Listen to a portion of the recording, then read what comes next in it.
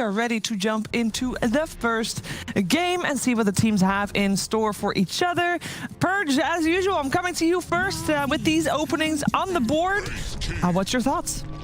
It's a repeat of what we saw from Navi last time they played. They were very comfortable picking Enigma in the second pick, with their first being some 4 openers. So like basically their strategy has not changed in the week, and I think it's pretty justified because General is really efficient in not getting pressured in the lane. He denies farm, he pressures carries like Wraith King, and then this transitions into pushing and really strong team fight. So Navi with the same playbook. I'm not sure I agree, just because, I mean, VP made mincemeat of Extrema. Like, they destroyed them. Navi had to earn a 2-1 victory. The third game was a bit one-sided, but I think that, you know, I've said this throughout whatever region, I think drafting in the same pattern week after week will inevitably backfire. I will say that for that series, we did the interview with Always Wanna Fly, and they said that they had a lot of team issues that day. Yeah, and it true. was a kind of the series they had to develop not only the draft, but the actual kind of synergy of the team. So I think it does show that the strategy did work, just a lot of issues elsewhere. I think for Empire, they actually kind of stole away the second pick because Navi, I think they've only had 1 first pick game so far in the DPC season. And that alone, I think Empire was like, okay, cool. Let's try and put Navi on the back foot, make them feel uncomfortable. But Navi, they still do the same opening like Perch said. It's still the same strategy, just now on first pick. So maybe Empire are going to be a little bit more kind of shaken because they were expecting maybe something different. I appreciate the Earthshaker and specifically Earthshaker. I think that the shard is still, I watched it. It's very common in China to just see Shaker first tooth like we do in Europe. It's just not fair. I think you should at least have to cast Enchant Totem on the Fisher. Not Fisher, walk away a little bit, enchant, walk away some more. I will say, to this day, the best use of the shard is F&G on the Shaker, where he uses Echo Slam just to proc the Aftershock to get a kill on a core. Like, that alone is like... In the Elephant PSG LGD game, they just did that same thing. Yeah, it's like, so good. It's just, no comment. It's banned. We're good. I like taking Wraith King second, though. I think more teams are going to look to take their carry earlier. We saw Monkey King first toot a couple games the previous day. Because then you just straight up ban its hardest matchups. And this is like the most value section of bans. You just remove the enemy game winners. My only concern here is Navi, they've played 3 games of offlane Enigma, and Empire might be like, okay, it's just offlane. But there's still that flexibility where it goes into that 5 role, and suddenly General gets to play a new hero.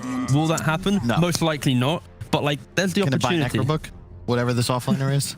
Oh, yes, sorry, is that the General patch? Yes. Okay. It is. It really is. Anybody can buy Necro. That is true. It's true. Still waiting for Dazzle. Dazzle's bad. Dazzle, yeah, very I love bad. Dazzle, but Dazzle, every time I play Dazzle, I'm just literally so disappointed. No matter the role, I'm just like, ugh, not fun. He's just missing, like, give him something else other than... I Get the stun back. Work his ulti, remove his ulti, and make his other skills better again. Yeah. Laning, that's what they need. I like the AoE LT with the minus armor that also gives vision. Yeah, they were the good days. Yeah. We was fun. But like, they should make it into... It doesn't feel good, though. Shard. Yeah. Like and Ben, yeah, it's just I don't blame. I just think Death Row Wraith King is just so good. The DP is still open, of course. We've seen it run a lot as a 5 in CIS. They're really the first region that I saw popularize it. One of the only int heroes that doesn't really mind playing against Nyx at all. And the Shadow Shaman, yeah, this is another here CIS special. We saw Navi actually first pick this a couple times in previous days. It's one of the better heroes against Nyx as well, because you play a much slower game, and if you're holding these areas down, that instant lockdown when Nyx runs up, you get the kill before Carapace. But also, if you're the one dictating the siege timing, again, Nyx doesn't really provide anything to that. We saw Naga Enigma. Yep. It's new Naga Disruptor, the newbie popularized. The new song. The Meteor Hammer, I think, activates this. I actually don't know. You know, Naga's a strong laner, don't get me wrong, but I feel like being a support, it is activated by Meteor Hammer. You think this is the 5 Naga? I think it's more likely, yes. It's a quite nice Naga core game, but I just haven't seen anyone play Naga core. Because if they don't put Naga 5, there is still a chance for Disruptor as well, or is that too much? Well, this is kind of where they have that drafting advantage. They pick the Naga now, they see one more hero, then they can decide, because they can flex it either way. Navi has run this kind of same idea before, the Naga Enigma plus active 4. It didn't actually go that well for them because they kept reaching for the kills. They kept like aggressively singing. They were trying to get these black holes, and unfortunately didn't really work out that game. So hopefully from that game, they've kind of tweaked their ability to play this because it is a very strong lineup. You need to play around the cooldowns. Yep. If you make one mistake, you have nothing. I feel like it's a Naga core to me, just because I feel like if it's DP support, Shadow Shaman support, they're very vulnerable to illusion heroes. They don't have good AoE. And also, if you just split push lanes really effectively with your illusions, it's going to make sure that your opponents who are really good at taking towers can't get to the towers to take them. So I feel like it offsets while also comboing with Enigma. So I feel like I like core better. I can see that. I was thinking a Spirit would come out because I would have loved Ember or Void Spirit just to kind of protect you a bit against the Naga core. I'm afraid when I see Batrider 4th pick, you're already into a Nyx assassin. And a Naga. And a Naga, which if core will lane quite well against you. Well, the Void Spirit was first phase banned, so they did respect that hero from Grimblight. But yeah, there's a couple other spirits still in the pool. I would have loved Ember Spirit. Just think that hero is perennially underrated, and it's similar to Earthshaker, although of course that's come up. But you know, there's a reason every time we hit TI, you suddenly see Embers getting first two. Hero offers something no one else really can, just because you're effectively always on map. It's the same with Secret of using Kunkka. Same concept. Like, this hero is never bad. I guess it can be not great at times. At least Sith speaking absolutes. For Navi, they're now trying to decide if the Naga will be the carrier of the 5, and also is there any mid lane that they want straight away before bans come out. Oh, okay. Okay. Now, we had a Lifestealer game yesterday that was successful, and that was one of the few times it was successful. In CIS, actually, this will be the fourth time that it's picked. It was having one win before today. Okay, so the reason why the Lifestealer worked for Viking yesterday was simply because he was able to be such a big damage soak. It allowed the Leshrac to be in the good position, the Oracle to enable the Leshrac. Suddenly lots of damage is being pumped out. And when I see Naga, Enigma, that is the same philosophy. But Lifestealer, he'll be able to bait out Empire into these bad positions. Suddenly that song comes in, the Black Hole on top. Do I like it? I don't know. I'm skeptical still about Lifestealers, but this is the game that it can work simply because it's a setup core. He's not going to be carrying you. It's going to be the Enigma and the Naga doing it, but he'll be the one providing that kind of opportunity to make the big play. I think it allows them better like mid-game skirmishing than a hero like Jug would, while still giving you protection against disables and Barret or potential ganks. So I think that part's good. Like the TP rotation, infest a guy, and then save somebody's life. I think that's oftentimes more valuable than like TPing into like maybe get a spin kill, maybe get an Omni Slash. So you go outside of that, I generally agree though. You go toe-to-toe better with Wraith King as well. I think at a certain point, Wraith King just starts crushing Jug. You're also reliant on your Omni Slash for damage, whereas Lifestealer is much more cooldown independent. And you late game, I think, actually handle Wraith King pretty hard.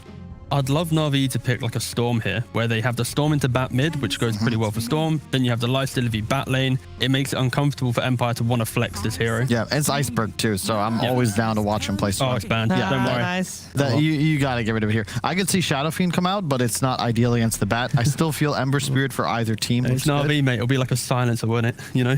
Ugh.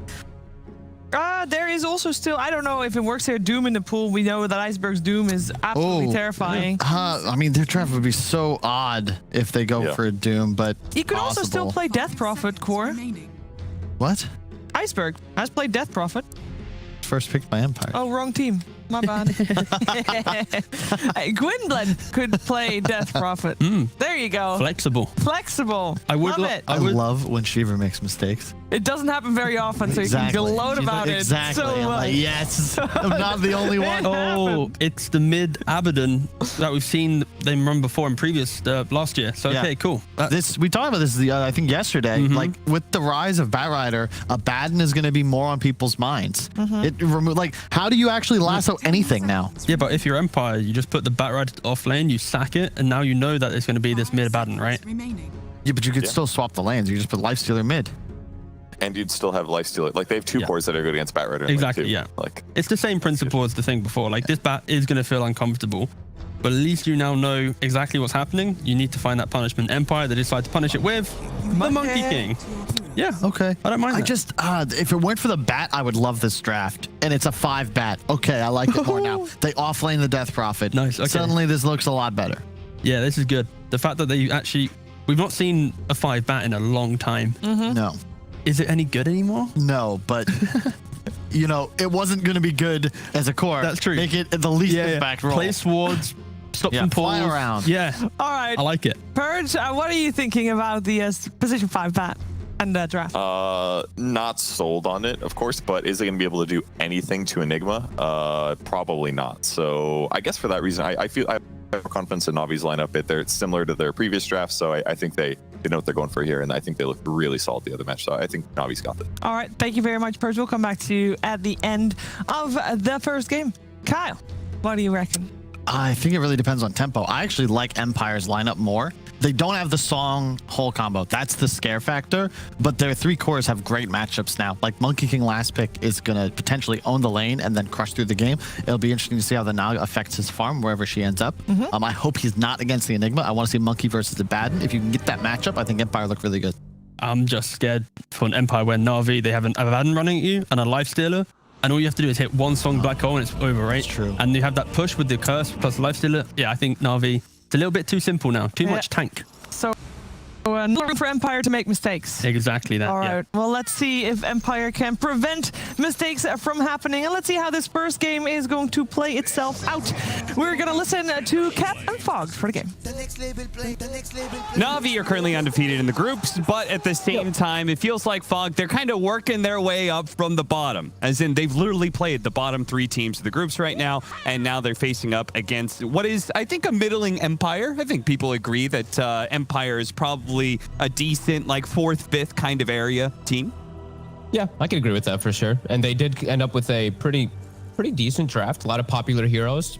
Pretty strong. The Batrider 5 is definitely weird. I've seen this hero really fail at the 5 position.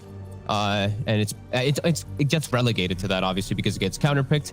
And I think Navi's clever. This is one of those teams that I've been really pushing up towards more of like the tier 1, because they're not afraid to just switch roles, switch lanes and stuff like that. We're seeing that already. You know, they picked this Abaddon because it's the pick versus the Batrider, but then they're just going to send the Enigma mid actually versus this Monkey King, which is going to really change that matchup. Cool. Yeah, that is interesting. It's funny how, like, they still have, because I was looking at the draft, and even though they had weird heroes, and the panel talked about, like, oh, maybe they could possibly run this as a Naga Siren 1 position, I feel like Navi is actually very set. And that, like, when I saw that Naga Siren, I was like, okay, Always Wanna Fly is definitely playing that. And, you know, they're going to try and get this Enigma combination. And General's definitely playing the Enigma. So I was like, okay. And I actually feel like Navi is telegraphing very much who's playing what. But they do get in this final bit of trickiness of, okay, you know who's playing what, but you don't necessarily know what lane they're going. Yeah, absolutely. No, it's clever. I'm wanting to see how it's going to work, because their draft on paper, it does look strange. It looks very reliant, honestly, on the sleep and the black hole to actually really do much of anything. Well, I feel like Empire, if they come out into the mid game pretty decently, their fight is much easier to just have. It's just gonna naturally happen rather than being forced. And I saw the other day with Navi just really over forcing the issue. So that's one thing I'm a little worried for them, is just play their own game. Don't need to just rush things, because the other day they kind of lost to themselves. Empire. Their lineup, we're watching the Monkey King go up against the Enigma mid, which I'm curious to see how that'll go, if he's able to get with his Boundless Strike any extra Eidolon CIS in there, or if he's just going to be suffering to. But I can see how this matchup could go very different ways, all just depending on micro. I think General should own this one. If he's comfortable, he's a very comfortable Enigma player. I think he should own this matchup really hard. Monkey King can't. I don't think your Boundless, even the level 2 Boundless, won't be able to kill those Eidolons off, because they'll be level 2 as well. General should get a lot of free farm and a lot of free denies. That's the one thing, is Monkey King usually relies on his Jingu to get those easy last hits and easy denies, but this is just gonna own him. Yeah, he's not ever going to be able to get up any Jingu stacks. Actually leveling up Midnight Pulse instead of the Malefice just to kind of make the Monkey King's life that much harder. Top lane, we've got Petrashar, who's going to be playing the core Death Prophet. Seiyu's going to be behind him with the Shadow Shaman 4 position. Always Want to Fly on kind of what is becoming very rapidly a signature 5-position Naga Siren from him. I was pretty inspired by it. I've actually been playing a lot in my pubs trying to feel it out. And let me just say, it feels fantastic. I think it is actually, out of all the weird 5 positions that have been run, like LeBron trying out Brewmaster 5, and then Death Prophet from G, I think the Naga Siren actually feels the best out of them.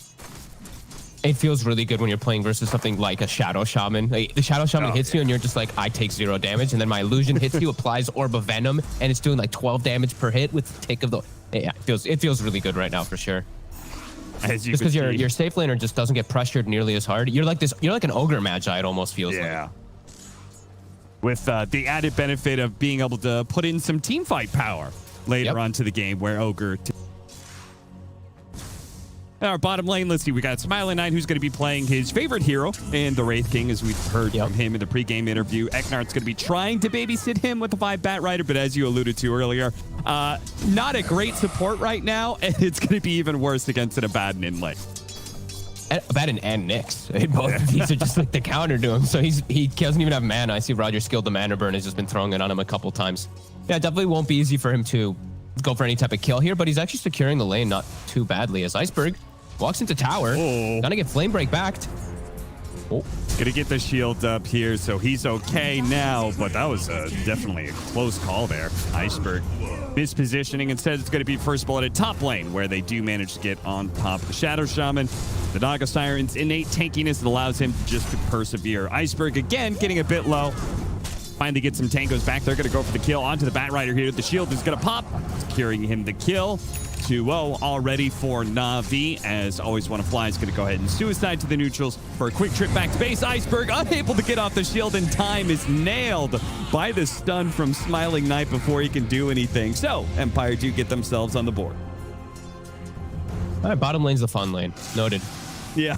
Top also seems to be a bit of fun, as it will be chasing V-Tune, but this top lane I feel like is just, Navi should be able to win this one pretty hard. Petsu is going to get his farm, but they're both at risk of dying if they do make too many mispositions here on the Shadow Shaman or the Death Prophet. If Naga dies, who cares? Navi doesn't really care about this high position Naga going down at any time. And we're seeing mid, Gwyn is actually doing quite well. Gotten a couple extra of these Eidolons with his Blightstone picked up. General, of course, has more denies, but it's caught up in last hits. Do you know what the experience, how much experience give compared to the like regular creeps? Because I'm betting he's still going to be suffering in that regard, even if he is getting some Eidolons here or there. But I think they're like after 20. I can't remember the exact. I think it's like 20 to 30 or 20 to 28. I can't remember for Eidolons. Honestly, it's a pretty good number. I appreciated that you knew at all anywhere close to that. Because what are melee creeps? They're like 20 or 80, or sorry, what am I saying? 20 or 80? 50 something? Yeah, I thought they were closer to 40, but So I think it's about half-ish. So I cannot help but thinking, like, what is Eknar going to do with this game? At least his Flame Break pushback was pretty cute. Like, he is versus a double melee bottom, so they can at least work around that when they go close to tower. But yeah, in the grand scheme of the game, looking at his game, it looks really hard. Who's his targets? Maybe he goes for like an Ag Shard and he ends up doing like some teammate lassos or something, saving people when they get focused. Who knows? So I'm curious about it. You know, I played a game with Dupu where he was trying that. And that's all he would focus on. He's just like telling people to bait. Go bait, go bait. I'll lasso you. It was not very good, but yeah, you know, maybe it'll look better. Petrichar's had a bit of trouble right now. As always want to fly, get in front of him really nicely. Great body blocks, and they might actually get the kill as a result. The Fairy Fire's going to go off. They're still going to go for the dive, though. With the ensnare, they'll easily get this kill. Maybe the Shadow Shaman can get a little bit of a rebuttal onto V-Tune, but it's got maxed out Beast, so pretty healthy by the time the Death Prophet comes back. Feels nice in the lane when you don't have to skill Rage. You can just go for your 2 passes on this Lifestealer and just play super aggressive. I like it. General, DD Rune, now starting to apply that pressure onto mid Gwyn. Now to his max Eidolons, he's having a bit more trouble clearing them out. Doesn't quite one-shot them. You know, I haven't heard your thoughts on it, Fox. What do you think about Lifestealer? Because obviously, I thought that hero was in the dumpster, and then we saw it picked up yesterday, and I thought, well, okay, Viking GG have definitely lost, and then they won anyway. And then we see it again picked up by Navi now. Is this hero better than I was giving credit for? I actually don't mind it too much. He just has this weird peak timings now. It's still similar, like you're strong around your armlet, but he's really good as the game progresses versus super tanky heroes. Open Wounds is also absolutely absurd.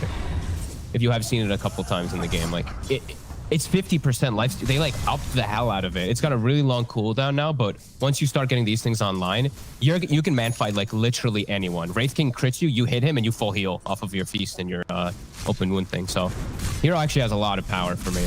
So he just kind of like In the right lineups. he owns lanes, and then he maybe doesn't do anything around 15 minutes, but like 20, 25, we start getting the shard, our first round of items, and maybe feels better. I always want to fly in some trouble here. Is going to go ahead and try and split up, but of course the Jingu stays on the real one, so it's pretty easy.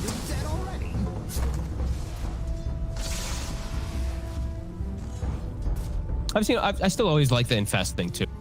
I've seen a lot of fun plays where you have like two type of carry heroes, and he can just literally save a team fight because he just jumps in that other pseudo carry. I'm cool with it, especially for Wraith King. I think he's got a really fun matchup. As if the game gets to like late stages, it's really fun to see the two of them just literally beat the crap out of each other back and forth in life. Iceberg bottom getting pretty aggressive onto Smiling Knight. Even though he still doesn't have his level 6, he's charge at that Wraith King. Dire are scanning. General gets that book 1, starting to pressure into the mid lane. They're gonna have Roger connect. Eknart, I was checking to see if he's getting any stacks going, because I think that's something you can do as these 5 bats to enable yourself. He only has the 1 at the moment.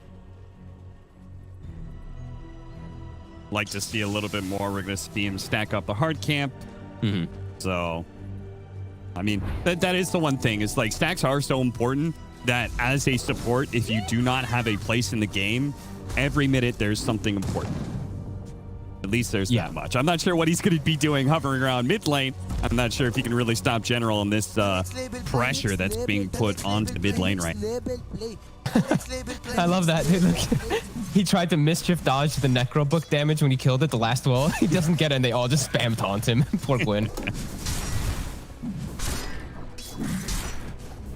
Roger, just gonna go ahead and watch, take some experience here, and maybe taunt Smiling Knight a little bit. Eknard is gonna come over, and small chance, but could try and get aggressive on.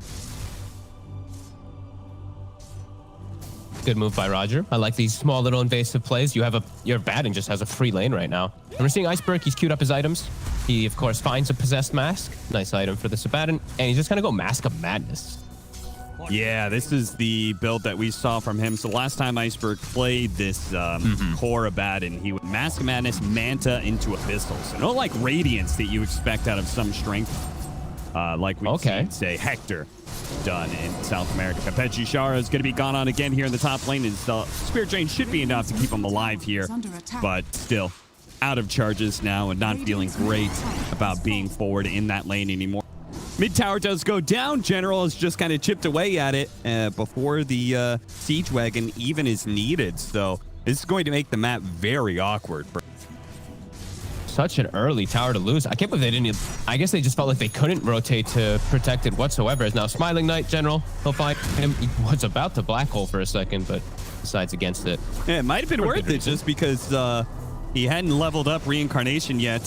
Windblood's going to get on top of General, but has to quickly away. Yeah, they just full defensive posture by Empire now. They're all just kind of sitting back, and it does feel pretty hard for them to do much. They do have level 6 on the Saddle Shaman, but their support to it it's awkward, real awkward.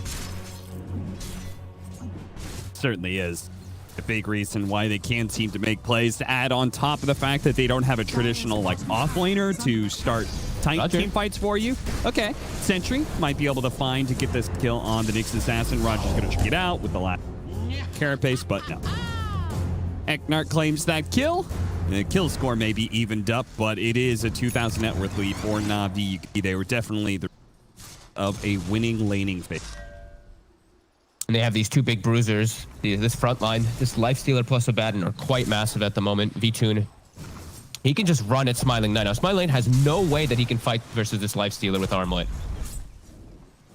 Yeah, at the same time, Navi, they may not have much of a chance of killing Smiling Knight, but it doesn't really matter. They're just pressuring him and kicking him out of the jungle. It looks like Empire is going to come around to the side here, but a nice reset. Always want to fly. There with the song is going to TP out right as they Yeah, I mean, that would have been a beautiful fight. Say he was going to be caught on the way out as Navi retreat back to the river, find themselves a kill, and should be able to get out pretty clean.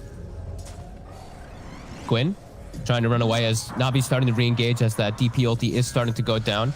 I love Song versus this Exorcism is going to be really strong. Same thing versus Wukong's. If they're able to always do it like that and just reset the fights.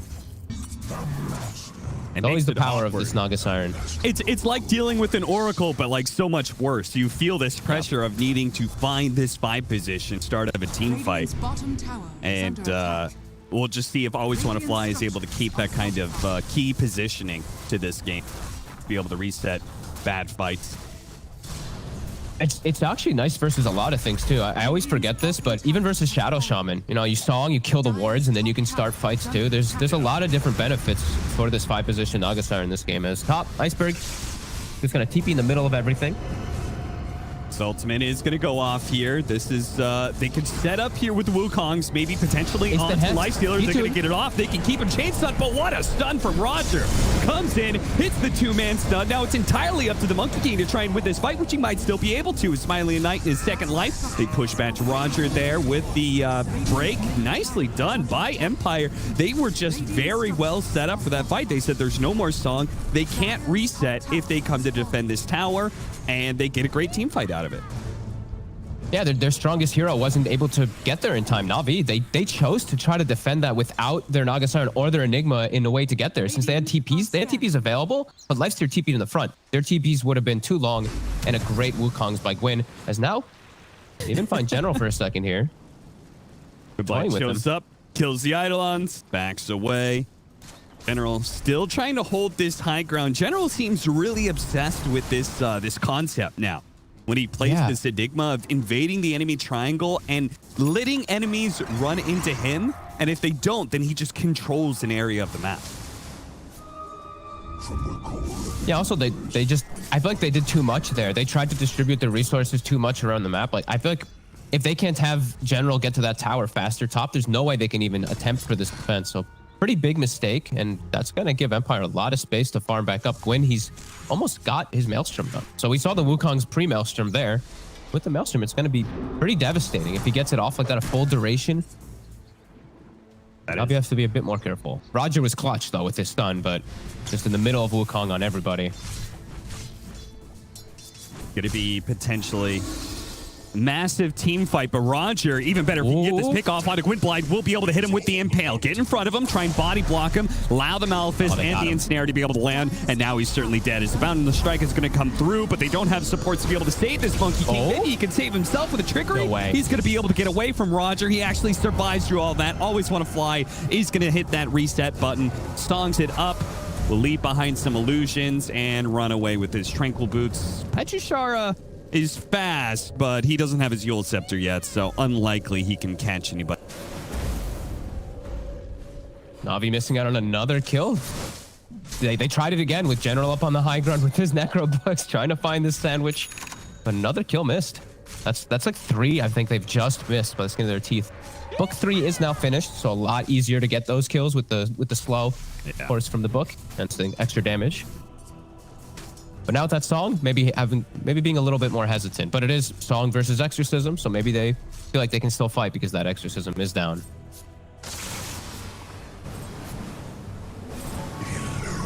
You could see such a dramatic difference here as we're going to watch this attempt of a kill onto the Monkey King. So close. That Flame Break pushing everything back, particularly that melee Necronomicon warrior. That's the big damage dealer there, but nicely done. Empire, they got a lot of space as a result of kind of some failed kill attempts, and now Smiling Knight, he's feeling a lot better in these fights. He's still got to be careful of that mana burn coming out from the Necronomicon minions, though, as he is quite low, though. He's got 5 stick charges, but not a ton of mana to work with. So he's actually got to back up. If anything, Empire now have to forfeit this tier 2. The shielded Necro 3. Dude, they can't deal with it. Oh, no! Stronger than their whole team. The Flame Break bounced over and actually broke down the tree of Gwynblind. He's still going to be able to get off this Boundless Strike and sets up the Wukong's Mastery. Now, Roger does get the Aphotic Shield, but just a little bit more damage and he will go down. Empire managed to hold off of the Monkey King, not the Wraith King. Once again, Gwynblind coming in very, very clutch to be able to make some of these defensive team fights work for them. Navi's happy about this though. They just blew Wukong's and Serpent Wards. Look at the positioning of it right next to their tier 2. They're never gonna they're gonna take so long to get momentum to push out the lanes now and never find an opportunity. Navi immediately just goes back in and looks for an aggressive play. Book is back up. They can actually look to probably continue going down bottom if they'd like to. I'm gonna watch what General does choose to do with his books at the moment. Yeah, I wonder if Eknar feels the pressure. I think Eknar wanted to be able to cut some creep waves here and just run down the lane, but he's immediately caught by Iceberg and always want to fly. They put a stop to that one. They want to keep this pressure on the tier 2 tower, potentially take it before that 20-minute mark. I'm actually surprised General's doing what he's doing right now. That he's running this into invade here instead of just going and pressuring bottom. Yeah. He just actually fed his Necro Book 3 for no reason into the triangle. Bit of a mistake there. I think if they collapsed on bottom right there, they had a huge window. They had to be able to maybe get the tower, or at least force huge TPs down bottom, and then be able to reset and farm a bit more. Won't be a big deal. They're still going to be able to get all this farm, but just small little mistakes for Navi. That might hurt them in the later stages. Yeah, the potential of being able to keep Empire low in experience, I think, is pretty important. Wonder how quickly Smiling Knight's going to get that shard, because this Necro 3 is a big problem for him when it comes to being able to frontline in team fights. I think he might have to just buy it actually at the 20-minute mark. If the fights are coming to them that fast, I think he might have to just get it right away. May have to just finish it up before the AC comes out if his farm isn't good. Well, Navi, another push coming forward here. 1 Maybe minute. they can still get it pre-20. Yeah. Should be able maybe. to here, as it looks like Empire not going to make a move to contest. Too scary to defend this area. Even though they have a nice ward still down, it hasn't been taken out. This surround around here is just terrifying. When the Naga has song every single time, can't get your fight started ever set up perfectly. So Navi, they'll take it. Roger already set up for the outpost, and they'll be able to take it away. See what Empire does to try to reclaim it if they even have any attempt to. As what the Shadow Shaman wards mid? Vtune just gets to farm all of them. Yeah. Okay. The dream. Yeah, with the single glyph, they were able to defend both their mid and top tower from taking a whole lot of damage there. So Navi pretty much got away with that bottom lane push for scot-free. And now Malphus actually pushed the mid a little bit deeper here. Sayu is going to go for the shackles here, surrounded by Wukong's command, and that'll be a dead General. Once again, keeps on trying to invade into this triangle. They're going to bounce around this Death Prophet here, choosing not to fight into the Exorcism as best they can, but they are going to lose Roger on the way out there. So Navi, once again, trying to overstep and solidify too much of the map, it feels like. This is the same thing that we saw the other day from when General was playing the Enigma. He's just so over-aggressive, it feels like. And these moves, no one was near him either. He just tried to solo kill the bat in the enemy triangle without his Nyx or anyone even in the realms of close to him. At least they forced a Death Prophet but they lost 2 heroes. Definitely seems like General is still trying to get the grasp of the difference between some of those like traditional initiating offlaners he likes to play and this Enigma, which I feel like you need to protect your game a little bit more, especially if you were given the mid lane. Yeah, absolutely. There's a couple times now that we've seen it. It just looks so much like the other day. I think it was me and you casting that one too, where we just saw General doing the exact same thing. We're like, they just need to play passive, and he just kept forcing the issue, and it actually lost them the game. So this one, they're still in a comfortable spot, but a couple more of those, and they're actually just going to lose the lead, at least for now. Yeah, it feels like if they could, Navi just could content themselves with saying, we're farming 2 lanes and 2 jungles, and they're farming 1 lane and 1 jungle. You know, like, then we should just be happy with that. We don't need to completely shut them out of farm. We are getting twice the amount out of the map than they. At the very least, you know, Wukong's and the Exorcism were used, so they get a Rosh out of it. So it actually, this time it ends up working, and now they're going to find Smiling Knight in the woods, but he's got backup. And you're absolutely right. He did immediately go for that shard instead of trying to finish out the AC. So Smiling Knight now can frontline in order to maybe set things up. But it looks like the Shadow Shaman got caught in the bottom lane thanks to the Nyx Assassin plus Lifestealer duo. Yeah, especially, it's also the Nyx, right? That's the other thing why I was like, he needs to get shard. The Nyx mana burn is always something that just catches you off guard. Navi continue their siege. Okay, Nice triple 3-man silence. So hard to start a fight. Empire, they just know that the song is at the ready. It's still only level 1 song, but it's always that looming threat. If they approach poorly, even one fight, they'll just be completely slammed. Pop the raid. Wait, has BKB? Middle tower has fallen. With the Blink Dagger, they can now take over this triangle. This is the part of the game that feels really good for you, right? When you get Roshan, and then you're able to take over the enemy triangle, and then you could just take these 2 top towers, you're going to get a huge gold lead off of this now that you're to kind of assert your dominance. And you have this book 3 always, so you can just pop it every single time it's off cooldown, swing and clear out all the wards in this area too. So Empire, the vision that they're going to really have on the map is extremely limited for the next 5 something minutes or so. They're going to just have this bottom ward, as I believe Navi's going to just play around this area. Yeah, with the correct positioning here, any smoke plays become very awkward. Roger. That's exactly what V2 and Roger does get caught, though, by the smoke through mid, which is an interesting move. And now they're going to try and sandwich through into the triangle. Always want to fly in the front lines here. See if they can catch him before he gets off the Song of Siren. He goes for the split. Now he's silenced up, actually. Stunned as well. The Aphotic Shield goes off. He's still holding out on that Song. Doesn't want to use it just yet. They may actually turn around here. Smiling Knight may be losing his first life pretty easily. The ensnare, the Wukong's man is going to go out. They're quickly going to go for this Naga Siren, catching him and bringing him down. Looking for more now as they bump back V2. V2, who has still the Aegis. So Empire don't want to go too far forward. They're going to be a bit skittish here, back out, accepting the small win that they just got. Well, Eckhart. Oh, no. I was like, he's DC'd, I'm pretty sure. V2 saw it. He's going to seize the opportunity. That is Or will he get baited? That is a bad time to DC. I mean, he does have lasso, so Seiyu has his hexed and he has an Aether Lens with his keen op. Like, he's got the range to get the shackles and the CC right now. yeah. But, you know, Navi is pretty close. General has a Blink Dagger to get in there. All right, let's see how it goes. They're going to give respect. Okay, V2, nice. Tip from Eknart. we like that sportsmanship. Yeah, that was nice. All right, well, Navi, if I have to expect they're just going to go right back at, right? Yep. Send the Naga mid. Look to just battle again. As Wukong's should be down for a little bit longer. Yeah, 65 seconds. They have a pretty good window without that Wukong's. Yeah, 70 seconds on the reincarnation as well for the Wraith King. Good call. I always just forget about the Wraith King one because I'm always like, he's level 18. You know, it's got like 20 seconds or whatever. Yeah. Smiling Knight, unfortunately, hasn't had that kind of totally free game. No. Are scanning. Still a ways away from that level. Successful scan. They kind of expect Gwyn to be in the tree lines. Roger already wrapping around. Here's the play. Lifestealer plus Nyx Assassin. They're going to sneak through. They cut Midnight down Pulse. the trees and catch the Monkey King. And looks like they caught Seiyu at the same time. He managed to get off the Maleficent on the Shadow Shaman before his TP completed as well. So 2 kills there. Nice scan. Nice Midnight Pulse by General. That was just a good read from Navi, right? Empire knows that Navi's just going to run it back and probably run at the top tower. So they try and play the other side of the map. As a result, Navi says, no, let's go ahead and hunt these guys down. They're not going to be playing top.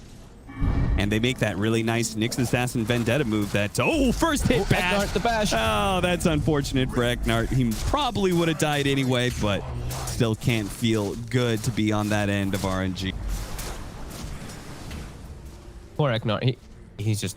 This is why they made it the 5 position. There's just. There's no hope for this man's game. It's so tough. I want to see him get the shard, to be quite. Because even with Death Prophet and stuff, it's pretty good. Like, having this save, having this protection can be pretty neat. Yeah. And he hasn't lassoed an enemy, right? No. Or he got one. He did get one, maybe. I think. Maybe. We'll see what he goes for. Especially with the single target focus that a Lifestealer puts out. I could definitely kind of... He's not getting any farm though, so he's just got the drums to work with. He's still a ways away. Navi continuing their siege, not giving up any space for Empire. Only for Smiling Knight to get farm, and he's keeping an okay pace. Radiant's top tower has fallen. I would like to see Eknart just try and do some of those like sneaky plays where he just gets onto the enemy side of the map and starts cutting creepways every once in a while. Between him and the Monkey King, I could see how they together could extend this game quite a bit. Yeah, absolutely. Monkey King is definitely a little more worrisome now for him after, it just gets Midnight Post once. Yeah. But the Bat Rider, you're 5 position. You can definitely look for those opportunities. They did lose a lot of map control, so lanes are being constantly shoved in. I've seen Iceberg just Manta push waves in, the Book just being sent down another wave. So they are having some troubles to get these waves out. Iceberg is finally into real core Batten territory now, by the way. He's got his level 15 talent. 65 damage upgrade. Oh, and I love the Manta is just so damn good with your passive. Yeah. You're going to instantly proc on somebody. So. And with this Book constantly being summoned and being forced down the lanes, again, as we said, Vision's going to be really problematic for Empire. They have the 1 ward down in the enemy triangle, but that's not going to give them much information at all. Yeah. They actually have to back up for this push from Iceberg. They do see General with their ward right now, with that the only Vision ward that they have on the map. That Blink Dagger is pretty scary on the Naga Star. We always want to fly. We still haven't seen that combination that was talked about pre-game, which is the leap into the black hole. So Navi have been winning this game without that big trump card. And he's going to get the net because of this Blink Dagger, and it's a long duration one. Eknart, see you later. Very nicely done by Always Want to Fly. Now, looks like they're trying to go on Iceberg. They do manage to kill him. Okay. Not bad. Smiling Knight. He's going to man up. Oh, the black hole in the back lines. They immediately just lock down the Monkey King. They don't need anything else because they know he represents so much of the team fight there. Smiling Knight, they're going to take their time with him as he's got that 2 lives. They're going to buy back on the Monkey King. They're going to try and fight around this second life of Smiling Knight. They're not even going to finish him off. Dual Scepter is going to catch Roger, but the song is going to make sure that Roger gets out. Always Want to Fly. May not have the mana for his TP, but his Blink Dagger will come off cooldown, and he should be able to outrun everything else that's coming his way. Unless, I guess, the Monkey King could catch him. Boundless Strike. Slowing him down. He's going to go for the TP now, but saves there. So, it's a casualty, but it saves everybody else's life.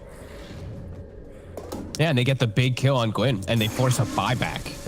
That really kills his progression of items quite a lot there on that Monkey King. And it was an Arcane Rune as well for General. So his Black Hole is going to be back up at a very quick frequency. And, oh, look at this. A Quickening Charm in the base for him. So very fast cooldown going to be coming up for his spells and his fresh BKB that he just showed in that last. Yeah, it would be nice if maybe they could have taken Roshan or something with that buyback, but sadly, potential spawn time just started. Not going to be up for another minute, so I like this play. They're trying. Yeah, I like this too. The invasion. They're trying to catch something. Can it catch him? V-Tune? He gets hexed. Before he can get anything off, the Aphotic Shield's going to come through, though. The Wukong's man is out. Seiyu's already dead. They're going to get the lasso, pulling in Roger. He's going to die very quickly. And Iceberg, you saw that damage come in. His ultimate is only going to save him for so long. Here's the Yule Scepter. Delays things out. The Boundless Strike lands. Iceberg goes down, and now V-Tune is left kind of by his lonesome here, as General can't really help out that much without the Black Hole. Smiling Knight and Gwynplaine both had the lifesteal mechanics to be able to keep themselves alive against the Lifestealer, so Empire looking really good for that engagement. The Black Hole just now coming back up, though, so even though they get a good fight on the enemy side of the map, they may not be able to take anything big with it, especially with the Bat Rider getting picked off in the mid lane now. I love that swing, though. That was such a good move by them. Just understanding these cooldowns are down. The Naga's dead. We have to get something out of the map, and just walking into high ground like that can be very, very scary, but they just persist with it and get it. General, as we said, Arcane Rune in the Black Hole is used. It could catch them off guard. They might think it's still on cooldown. It's funny how, like, that tier 1 tower being up is such a nuisance for smokes like that, but in a way, it actually covered their smoke play even better because they snuck through an area that Navi was certainly not expecting a smoke play. It was a really clever move. Navi, we're a little prepared though with Iceberg. Just V-Tune and Iceberg kind of bailing each other out, and now they do get a Roche opportunity. No Wukongs for 4 seconds. They can't contest this as it's dying a bit too fast. Roger's gonna peek out and scout though. Empire might have a small window. Nope, they don't. AC complete for the Lifestealer now. So they've evened out the field a bit. Smiling Knight has his 10-second BKB. Going to be caught on the tail end of the Impale here. Just looking to be able to slow him down, poke at him. The song is going to go off. They're going to look for that black hole play. They see the Death Prophet and the Shadow Shaman loop together. That being said, what a Boundless Strike. They're going to be able to catch two. Doesn't quite stop General, but they can still bang on him. The last two from behind him stops a black hole. Some of the damage is mitigated. Gwynblight is still looking kind of healthy, but he's going to start backing away. The armor's going to protect him only so much, and V2 just goes to town on him. Smiling Knight still working on his first life here. Let's see if his BKB can get him out of dodge, as he's got to rely on getting back to base with no Monkey King up for a minute and a half. They need Smiling Knight to survive here. Hex goes out, blink forward, always want to fly, trying to catch Seiyu, but Seiyu in turn blinks back, dodging that stun, but still a nasty situation for Empire. They have to pay the price for that earlier buyback on Monkey King. Iceberg and V-Tune just tag teaming onto these heroes, just with the Curse of Avernus. They're doing so much damage. The fresh delivered AC as well. Ooh, that's a long shackles. Okay. Maybe they can force out. Actually, 2 seconds. 2 seconds. 1 second. No! Okay. He doesn't get it up in time. Now the Yule Scepter going off. They thought they could take this with Gwynblight being gone, but now a bunch of casualties. First is going to be Iceberg, then it's always want to fly. Empire strike back here. I see what you did there. Hey. Nice moves. Blink Dagger and the 8th list finished up on stage. He's got this great catch from far away. And they get them on their tree, Navi. Be a little bit more careful how they do set up that. 40 seconds till black hole. They want to hang on to this mid tower, but this time it's finally going down. Silence on 2. To take away that reincarnation. Seiyu in the back lines, man. Oh, it feels so bad to just go up against these Necronomicon heroes, and Petchishar is taking a lot of physical damage as well. Smiling Knight does still have his BKB, so he might be okay here. He's going to turn around, stun up the Lifestealer, and then get out. Thanks in part to the whip that is certainly helping here. Anybody going to get caught? Petchishara, I feel like, is likely to die here. Let's see. Gwynblight's actually going to be able to get a set up here. Managed to get his Boundless Strike onto Roger. Roger with the Spike Carapace. Slowed down, though. Turns around, Impale, but he's certainly dead. Once again, the Monkey King setting up for all of these team fights. Look at this Lifestealer play, though. He's going to go ahead, pop out. Surprise, Petchishara. A quick kill for him. Nice. V-Tune. You thought it was just a Necronomicon, but it was so much more. V-Tune gets the quick assassination and backs away. Nice little push and pull play by both of them there. These Wukongs, every time, Gwyn is just finding himself in the perfect tree to get these opportunities to almost swing them back in these fights. It's very back and forth game, and he's getting quite farmed. To be able to actually stand toe-to-toe versus Lifestealer and versus his Abaddon, he's getting to that point soon. He needs his next item, but right now with this Aghanims too, like this Wraith King and this Monkey King, they might be getting to that point where they can stand toe-to-toe with Lifestealer and Abaddon soon. Another upgrade for General coming in. He's waiting out the bounty runes to be able to buy the Mystic Staff for the upgraded Arcane.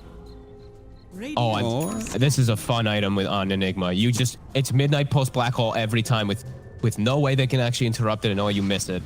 Really fun. And a 25% CDR as well. So that'll be pretty nice for him. It's like, I don't know how worth it is though. Like, would you rather have that, or would you rather have like the attempt for a refresher? V2 with the deadpan look. I'm sorry, that was just hilarious watching that assassination. Nice two-man black hole on the 2 cores. Eknar comes in and tries to stop the black hole, but it's too late. V2 has already done the damage. The Monkey King's down, and Smiling Knight has lost his first life. The Song of Siren gonna stall things down now. V2 taking a lot of damage here. He gets the stun off. Is he going to die? He loses his Aegis. Now Smiling Knight looks to be able to head back to base. Petchishar is going to stick around, though. He turns around, silences, but his carry already said, I'm leaving, guys. All right. The damage levels on this Navi team is insane. When they both just start hitting somebody, they just melt in no time. Nice plays by Eknar to blink Aether Lens to stop the black hole. I can't believe Petchishara went back in like that. He died in, what, 4 hits? So yeah. He has no armor. I mean, Smiling Knight made it very clear. He's like, I am not going back in. We are done with that engagement. And Petchishara refused to let it go. Reincarnation is back up here, so never fear. Smiling Knight should be able to get out with his BKB on the gets second back? life. Uh-oh. He doesn't have his BKB for 5 seconds. This is actually pretty troublesome here. Iceberg sticking on top of him. 1 more second to the BKB, but he's already taken too much physical damage. Navi are going to look to keep up the pressure here as the Monkey King was just about to come back up, but now with no Smiling Knight, Navi have very little to fear. This Iceberg build is really working. He actually does so much of this extra damage that maybe V-Tune was missing in some fights, and just backing him up perfectly with shields. The Wukong, though, with Wraith King dead. They need to be able to kill this Lifestealer so badly, and it's all thanks to Seiyu, who's able to get that long-range Hex into the shackles, and now Iceberg, he doesn't actually recover that much HP. Petchishar really wants to catch him, and he might be able to as well. The blink forward, Hex comes out, Roger waiting, tries to go for the Impale save, but Seiyu's a little bit too far away. The 2 cores actually go down. They don't need Smiling Knight at all, it seems. As long as they can get off the right Wukong's command, they can kill anybody on Navi. Seiyu and Gwyn holding the game together. No Wraith King, so Navi probably got a little relaxed for a second there while they're getting this push going, but bam. 4-man defense from Empire. Hold strong. Fuck, this is a crazy game. I'm looking back at the net worth, and it's never gone more than 6,000 to the favor of Navi. It's every single time they get into a position like this, they go for a high ground push with the numbers advantage and lose the fight. It's not even just gold too. Like, look at the experience. It's very rare you see experience only within like 4,000 or 2,000 metric. Like, sometimes it swings to like 10K after a fight. No, it's just, this is unbelievably close. Yeah. Really feels like Navi have these huge windows, and then just Empire, just like you said, Empire strikes back out of nowhere. We don't know how. I mean, you pointed out it's all Gwyn and Seiyu, man. This tag team has just been putting out some incredible results and is allowing Empire to be able to kind of stay in here. All around, I'm impressed by Empires. Now they're going to start farming up their tier 4 items. I like that they go into the enemy triangle as well, take away some of that farming space. They're getting a lot of farm on their supports now too. Like, Seiyu's level 20 with as same level as his Death Prophet. He's got the shard. He's starting to get to his own potential of being able to deal a lot of damage in these fights. He's got the level 20 talent as well too, so his Serpent Ward's much harder to kill. He summons them on shackles. One of my favorite combos. If he ever gets to the point where he has Ags too, it is a pretty ridiculous amount of damage that it can do, or split push in fights. Is there no consideration for the shackle duration, just considering the fact that it has been so important? He can't. I don't think anyone take that talent. Roger. Oh, they see him leaping through the trees. For a second. Whoa. But yeah, I see everyone, when they're getting like their Ag shard and they're starting to get farmed, they always just take the Serpent Ward because it works with everything, right? So that's fair. All synergizes. It's funny how those sort of talent choices can definitely turn, because if he does get level 25 and then we start getting into the refresher territory, then that's where game ended. For now, Empire just holding around their triangle because they want to be able to control up this Roshan pit, working towards an Abyssal Blade for Smiling Knight. What neutral items did we get? I saw they got some these Spell Prism up on Navi, so General will take that instead of his ghetto Spell Prism of the Quickening Charm. Seiyu also got the Timeless Relic, which is massive. He did. That's gonna be nice. They have to be a little bit more aware of where this Monkey King's positioning is now. Gwyn is at 25. So these Wukongs, they've been pretty threatening every time. Now there's an extra ring too on top. They're gonna have to be pretty cautious because they're getting to these really scary farm points. Like, he almost has his Abyssal. So that's where this game for General starts to get really difficult. Even if he gets Lincolns, there's gonna be a lot of different ways for them to just break through it. Yeah, at one point, double Abyssal. They have Blink Aether Lens with the Bat Rider. So there's gonna be a lot of tools for them to counter Navi. Double Abyssals and Lasso from Bat Rider with an Aether Lens. General, it almost feels like he's going to have to focus more on just catching the monkey and stopping him from being able to get off his Wukong's command, rather than these big black hole plays they've been hoping. Yeah, I think they have to just put all of the attention on him. Even though Smiling Knight is 8-1-7 as the Wraith King, where it feels like he's literally like this big carry. It's the Monkey King ults which are doing a lot of that damage. Stay Navi. Best it up. They still have the cheese on Iceberg as well. Aghanim's blessing on the Roche, so this is a pretty significant upgrade. Either side does get it. Oh, they just saw Gwyn TP bottom to deal with the push. They're not going to be able to do anything. He jumps across way too quick. But Roger is going to go scout to see if he maybe catches him because they did make that move. It's not going to happen, though. Gwyn immediately met with his team. Nice attempt by Roger, though. He's even pinging the tree line. Like, they were really expecting this Monkey King to stay down here. Smart of Empire not to take any... that risk is so unnecessary. Yeah. They've got their... That's the first Abyssal Blade done. Gwyn is about to have his done, too, if he'd like to spend the gold for it. So, yeah, General's game getting infinitely harder, and even V-Tune's game. You know, he also has to worry about these Abyssal Blades. If he gets double Abyssal, this whole rage is going to be gone, and then he can actually get turned on. So these fights definitely look like they're starting to get pretty hard for Navi. Funny, Gwyn did actually go down there and push out that wave. He did. And he didn't have any vision at the time when he first showed of the Nyx attack. Probably feels like if V-Tune's showing, then he's... Yeah, I guess. I didn't notice that also Eknard got the Psychic Headband, so even more caster. He's going to have a lot of ways to always cast his lasso on the black hole, pretty much every single one of the fights. Yeah, they're smoking. They're definitely feeling this big power spike right now.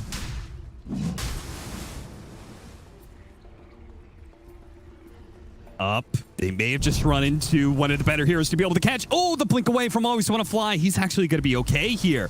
Eknard, just a moment of hesitation with his smoke breaking. Didn't push forward with confidence, thinking he could pick somebody off, but instead kind of hesitated and backed away. And then may have just costed them a potential pickoff. A bit too afraid. Walking into high grounds is terrifying. All right, Abyssal done. So next big item. Now Navi's feeling a spike with their first one. Roger is on the prowl. Waiting for Monkey King to address the bottom lane as it's going to start pushing in. See Naga Illusions start to scout things out. Seiyu just never showing on the map. I've just been watching the Shadow Shaman. He's making sure that he never gives any information to Navi. Navi? He could still potentially be found, though. As Roger, they're kind of baiting out this fight in mid. It's a meaningless fight between two cores that simply won't die. And waiting to see if Empire will pop their heads out of their current shell. Eknard is looking to be able to break something. Okay, they go ahead and pop out, immediately go for this Bat Rider. Hex trying to be tempted, but the rage has already gone down from V-Tune, so they're going to start backing away. The Song of Siren goes out. They say, okay, Exorcism and a kill and a buyback, that is worth. We just get out now, and we are very, very happy. Nice full reset. Back up. Farm. Roche is up. Let's see. Exorcism is almost out, though. They're going to commit Serpent Witch. They're going to commit for Roche with this Navi.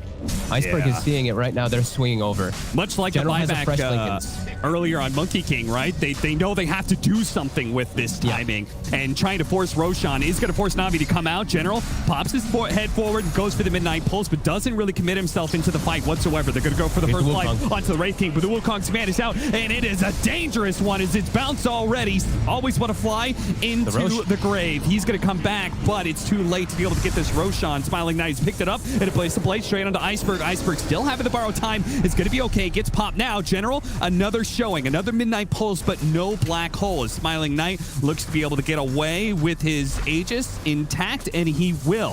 Navi, this time they're the ones on the receiving side of a buyback that doesn't do anything for them. Scary place to fight into where the tree line is around that Roshan pit. You see he tried to cut the right side trees. He can't quite cut the left ones. So the Wukong, it's going to go off and then he can't fight into it. Now they're resetting. Arcane Rune on General, Arcane Blink, Spell Prism. There's going to be some low cooldown black hole if he does get a good connection with it. Yeah, seriously. But they still have to be careful. Double Abyssals are ready. The Aether Lens Blink on the Bat Rider. A lot of different ways for them to counteract it. Who ended up getting it? The Blessing. They gave it to the Shadow Shaman. So Yeah. this Seiyu Shaman gonna have to keep tabs on how much damage he's doing in the fights too now when he's been gifted this. You know, there was a small chance I thought maybe they would give it to the Wraith King just so the Shadow Shaman could still pump out disables if he is found. Oh, that's a pick off. B-tune. That is potentially big. Whoa, he cut down the trees. Okay, the Saga Siren's going to reset everything anyway, so I don't think he would have been able to do a whole lot, but that is still, they got to be careful of that anti-synergy on their team.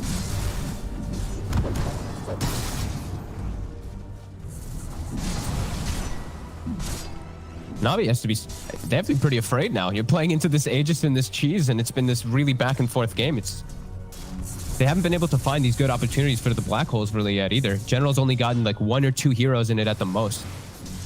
Empire playing really good about splitting up and just only showing the Wraith King on the map 90% of the time.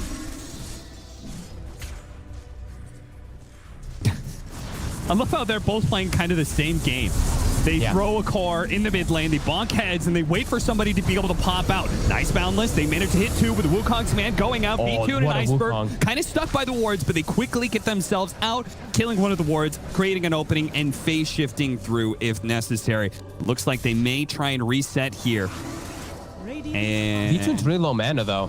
Yeah. He's only 100 mana. He can't actually jump into the fight. That would have been a really good time if they could find the reinitiation since Wukong and the Serpent Wards were committed, but they got to back up, give some respect since poor Lifestealer just needs the mana. He's got to go back. Bring some clarities to himself. Don't want to make that mistake for the fight either. I can't believe it's like you're saying, it's the same thing from both teams. They're both poking and prodding to force a reaction so they get information on the opposing side so they can see these crucial supports, these crucial big team fighters. Dire are scanning. General setting up on top, throws the scan, expecting the Monkey King to maybe be jumping around doing some shenanigans over here. And he's so so the boundless too. Yeah. And he'll just now push out the wave. I didn't notice this. General sold his Necronomic. When he was buying for the Lincolns, he sold it, I guess. Yeah, actually, I didn't notice. I saw he had Lincolns though. That's I feel like even just for ward control, the Necronomicon is still kind of important. But all right. Yeah, maybe he just felt like he just needs to get these Black Holes off, which it is starting to feel like they need to get them versus this Empire draft.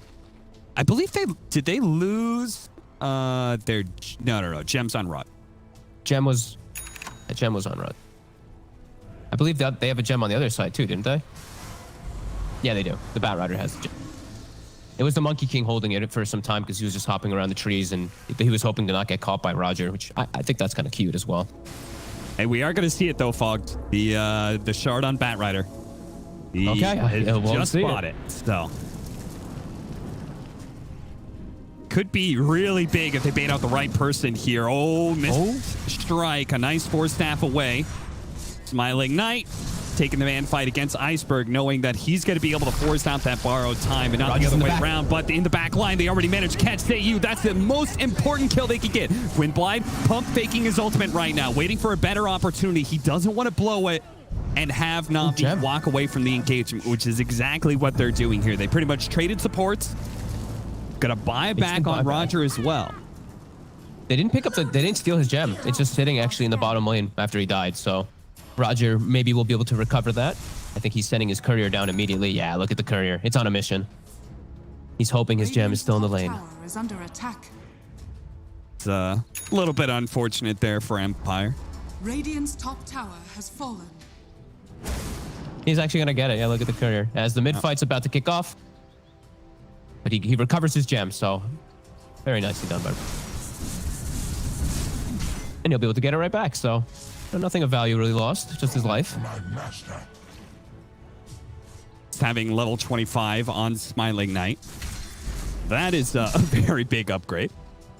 Yup.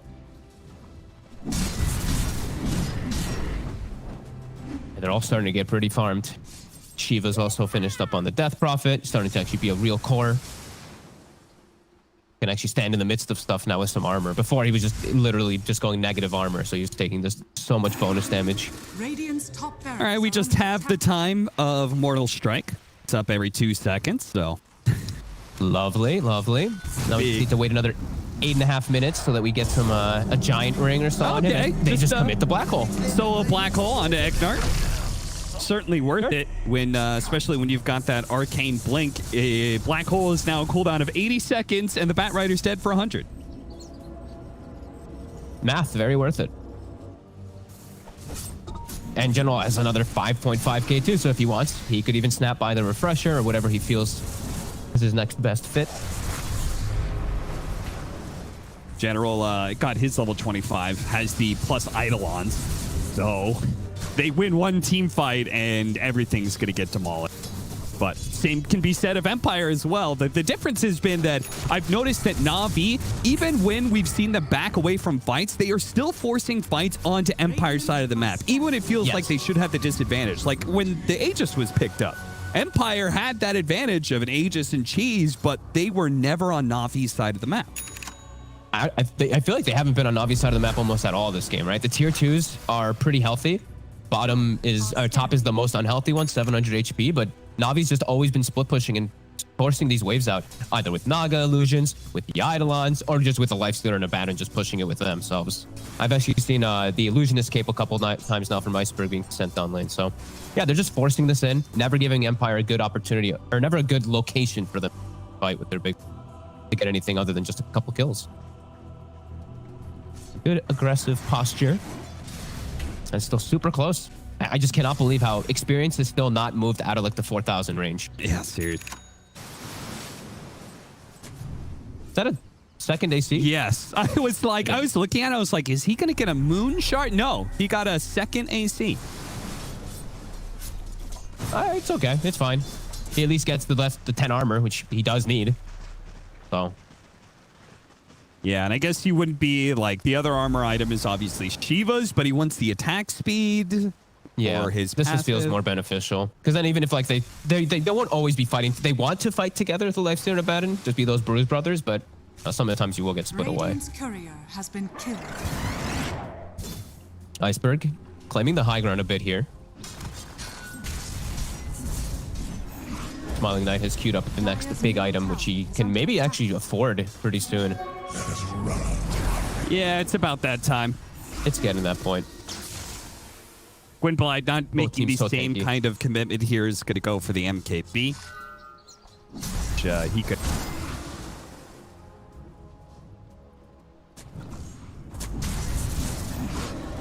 They want to make sure they're not caught without buyback, especially since Roshan could be up right now. It's actually going to spawn in a minute and a half, but there's the commitment. He's got the rapier. Rapier is up with the level 25 talent. Oh. That is big, big boy damage. Am I seeing this right though? He got rid of his boots. Okay.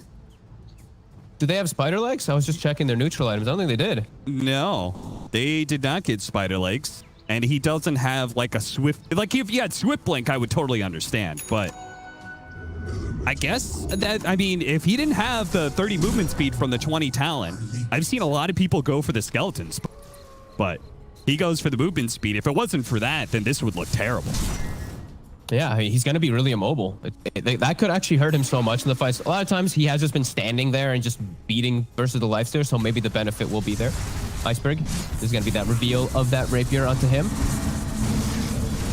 Almost manages to force bar time. In fact, he should be able to here. No shackles to follow it up. Smiling Knight goes ahead and pops a Minotaur horn. Gwynblight's ready to go if Navi gets aggressive. But maybe it's finally time for Empire to take a little walkabout to the other side of the river, bottom. see what the lands are like over there. But look at that Eidolon But push. the Eidolons will take this Oh rack my God. in no time. Guys, you got to do something about this. Oh, they all disappeared before he can get the last hits. Oh, they're going to set up on him. Oh, and they're setting up for him. Yeah, Gwyn. this is all a bait potentially to be able to execute Gwynblight. They're going to be able to get the bash in. Abyssal follow-up, and they've got the kill. This should be able to force up buyback here if they want to be able to protect Roshan. The fear. They've been trying to bait this play so many times now on Navi, and they finally get one at probably the biggest opportunity as Roche spawns right after they get that kill. So now straight swing over there. Aditi even spawns bottom.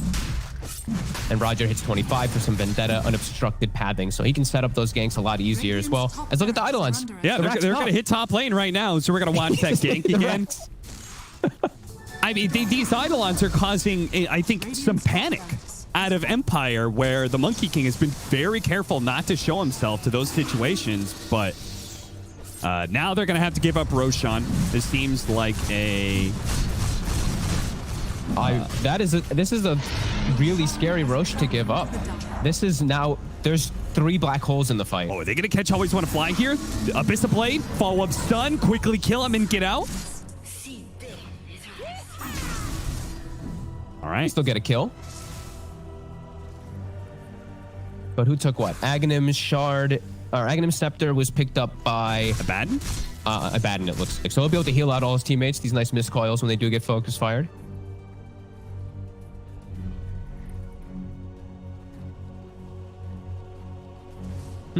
Surprised I actually gave that to him. Yeah, why not General? Why not General? Exactly. There's 3 black holes. Like, if he lands 2 of them, they're all dead to the Midnight. So many Midnight Pulses on the ground in these team fights. Yeah, I really thought they'd give it to him as well. As Roger, with this unobstructed pathing, he's scouting out the tree lines for Gwyn. Gwyn has to be so careful now. All right, I'm gonna. Oh my God, look at this. Roger might just be able to find him a second time here. The Shard is just so good for them to be able to make plays like this. He's so fast. Yeah, 714 movement speed. He's just easily able to set up, and now he'll just swing toward top. He's got Vendetta up again too, since that cooldown is ridiculous at level 3, and he can just keep swinging around. And he's got a gem too, so he can just walk up onto these cliffs, check to see if there's a ward there really quick. Or they do make plays. So they're gonna wait for their Naga Siren though. They will wait for their whole kit. Well, this is a little awkward, though. They're running right to potentially a 5-man of Empire as they go for the D-Ward. You'll set up first. Wukong's command is going to go out. They want to make sure they get this kill, and nobody from Navi is going to try and contest it. But the Aphotic Shield and the Vendetta looks like he's going to be able to get away, and Empire cannot overextend themselves. They've already used the Wukong's command. They got to start backing up. This is a bit of an awkward place for them. It's a really clustered area versus an Enigma. 70 seconds. Their huge damage tool is now just gone. Navi may just completely force the lanes, and they can even force 2 lanes. They can send Eidolons on one and then commit onto the opposite lane, as they're fully exposed. The base is completely exposed for Empire. Yeah, I mean, their base was dying with backdoor protection up earlier from an Eidolon wave. Yeah. With backdoor protection down, they're going to have to spread themselves out to deal with this. And look at Always Want to Fly. Sends an illusion mid, sends an illusion bottom to apply Riptide to push the wave in. General TP's bottom. He'll start the Eidolons. This is going to be battle on all fronts here for Empire. 30 seconds for their Wukong as well. Empire is going to have to be pretty much crisp and damn near perfect when it comes to their positioning for these fights. V-Tune gets bashed up. Follow up. Abyss Blade might be able to take him down, but he manages to jump into one of the skeletons. That's one way to get back into this fight without losing your Aegis. The bottom lane push is coming in, but Monkey King is defending against that. They're going to go for the song here. A 3-man group up. General, he's making his way across. He's going to double blink refresher in order to get the 3-man black hole. Setting it all up. V2 lays it to death prophet. He's already dead. A refresher. A second one being used now as General looks to be able to catch Smiling Knight on his second life. He still has that Divine Rapier. They've got to be careful of the damage. Iceberg trying to make his way out of here. Will be able to do so. Petchushara used the Yules on Always Want to Fly. Always Want to Fly with the Ghost Scepter is going to start backing away. Petchushara is heavily committed. Will manage to get that one support kill, but they blew a lot. That is going to be multiple buybacks there coming out from Empire. One on Petchushara, one on Eknar, just to be able to have a chance to hold. And they last on illusion. We have the 60 minutes though, so we've got neutral items. This is the most important thing of the game. We got an Apex out for Iceberg. What's next? Man, that was pretty crazy. Watching General go from the bottom part of the map and then double blink his way to that fight. Yeah, it's just crazy how like they just still can't fight into Wukongs. Like the Wukongs gets dropped and they have to immediately bail away on the side of Navi. It's still a bit too much for them to deal with, even if they do have the threat of 3 black holes. Yeah, Striker also, of course, is quite scary. I thought he actually refreshered just to be able to blink again, but that's just his cooldown. Thanks to having a spell shard and arcane blink, his blink dagger is on such a low cooldown that he could just do that.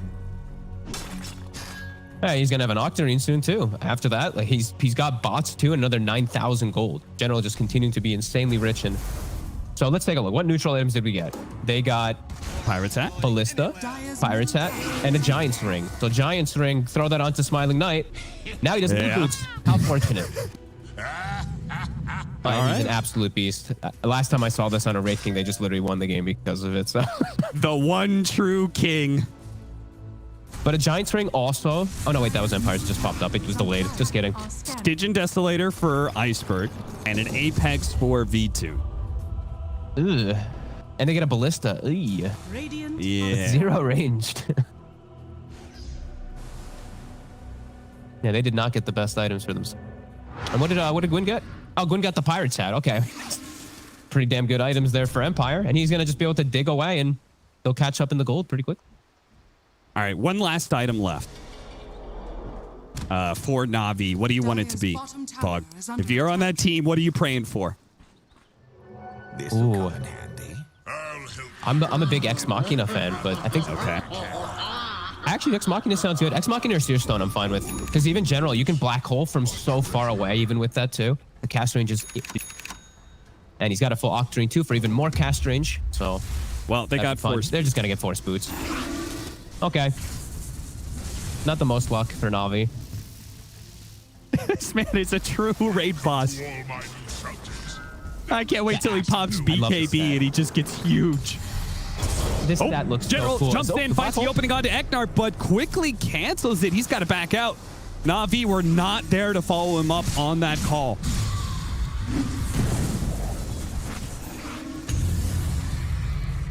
Blind. He was a little bit scared there of Roger showing himself. He's going to pop his BKB. Thinking about the Wukong's command, but doesn't quite go for it. Blink away from Always Want to Fly, making really good use of that Ghost Scepter. Good call by him. They pop out. They go for Eknar. They do finally catch him. They'll follow up there. Seiyu survives because of Ghost Scepter. Now he can turn around and get some disables out. He's going to catch the next assassin. Roger shakes it off. Thanks to the Aeon Disc, the Lotus Orb's going to go on as well, protecting himself quite nicely as the song allows them to be able to reset. It's so much damage in the fights. Like anyone who gets caught just dies instantly whenever a secondary disable does go onto them. It's so much gold too. It's 10,000 gold on this Lifestealer V-Tune. He's got a lot of things he can buy. Moon Shard, Ag Scepter. Yeah. Ag's Blessing, Shard, anything. Moon Shard is a massive one for a passive. They have 8,000 also on Iceberg. They're just not spending their gold. So this 11k lead is not an 11k lead. It's actually pretty much even, if not Navi behind gold somehow. Seiyu. General is going to commit it. Goes for the black hole here. Seiyu does have buyback. See if he's going to pop a General. Immediately re-BKBing here. Still has his refresher shard in the backpack. He's going to swap it in now. Smiling Knight looks to challenge. He's going to lose his first life here with Seiyu buying back. Navi are going to try and just reset a moment here. Gwyn has to be careful. Roger's starting to scout out. He hasn't seen him yet in the tree line. He's going to jump down from the tree, start going for Iceberg, hoping for some chain bashing. The Lotus Orb bounce back onto the Abyssal Blade, pulls him in. But Seiyu, he's going to die twice with a black hole. Coming in from General, that's going to be catching all three that are left. Another third black hole is going to be used, and that should be the end of the game as Empire. They're going to try and hold out with the buybacks here. Gwynblind, he's hoping for Wukong's command here to be able to set up, but Navi are just going to continue to back themselves away with all these buybacks. Can Empire manage to be able to hold out here? They've got Eknar coming back in 10 more seconds, but look at Smiling Knight, man. He is getting dumpstered by V2. This damage is a little bit too much for him. And General, he managed to find him. Gwynblind knocked down for the trees. He's dead for 2 minutes. Smiling Knight's going to be coming back in his second life, but they've already called it GG. They know there is too much power here from Navi. It took 65 minutes, but they finally do manage to close out this game. Empire, they held on for so long, man, but they...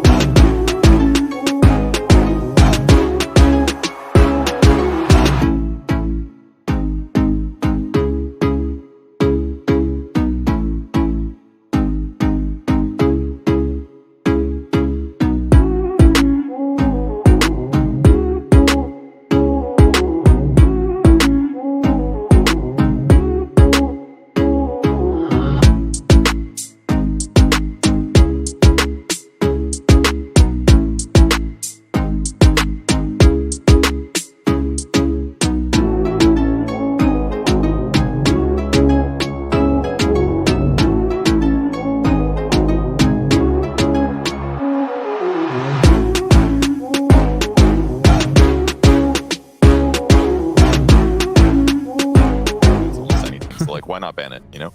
So we do get to see that Enigma in the first phase bans from Empire, and now Navi, they push up this lifesteal now to the first phase. Whew. It's come back. So I was thinking about that last game and why lifestealer could have worked out, and I was just thinking, It did work out. well, sure, it did work out. The idea that Wraith King, of course, is very high in prominence, and in terms of the 1v1 matchup, lifestealer doesn't really care about the scaling of a Wraith King, so it does push more. It's not about lifestealer being good in the meta. It's more what heroes are good in the meta and what counters can you create for it. So No, I totally agree. I think it's the same argument about Abaddon. And really, you can make it with lifesteal too, because it's with Batrider. You know, when these heroes, same with Nyx even. You know, Nyx hates playing against lifestealer. You just rage and hit him in the face. And that's that. The hero's itemizing for no survivability. It's typically Aether Lens, Blinks, a lot of Meteor Hammer rushes. 5 seconds And remaining. Eaten alive. And if you're Empire here, this second phase of bans, you have to look at general. You know, Mars, the Beastmaster. You have to show a lot of respect to general. Yeah, definitely Beastmaster. I really hope they ban Beastmaster. I really do. Like, Otherwise, maybe it's finally time for Dazzle. No. For what? I kid. we better say Dazzle. Yeah. I was mumbling it a little bit, but no. Are there any other Necronomicon heroes left? Again, like Purge said, anyone can buy a Necro. I guess, sure. Yeah, but you kind of want some extra, summons of your own. Hear me out. Arc Warden. 10 seconds remaining. No. Warden offlane with a Necro. So smart. You got this, Kyle. Thank you. That could be the new meta. That's not one, but that's 2 Necros for the price of 1. I'm just saying, the hero will come back in a big way. Value. Someone's going to pick it, and then Ace is going to see it, and Niche is going to see it, and Miracle's going to see it. And they're like, and I we're want always that. And Arteezy's going to see it. Good lord. That'll be where it really starts. Empire didn't actually ban out the Beastmaster. Oof. That's almost an auto pick for Navi. I imagine they've got to have some answer for it, because you know that's you're kind of dangling it in front of them. You banned Pango, you banned Mars, you banned Doom. Like, what else is left for him? Potentially what could be happening as well is they are forcing Navi to either insta-pick it, entering the second phase, or they'll take it themselves. That's why they're banning out some of these other heroes that Jonah likes to play. It's more of like forcing the draft, right? But I don't think Navi should be concerned with this at all. Like, when would you have Willow Lifestealer Beast, do you ever feel unhappy? Yeah. Especially into Phoenix.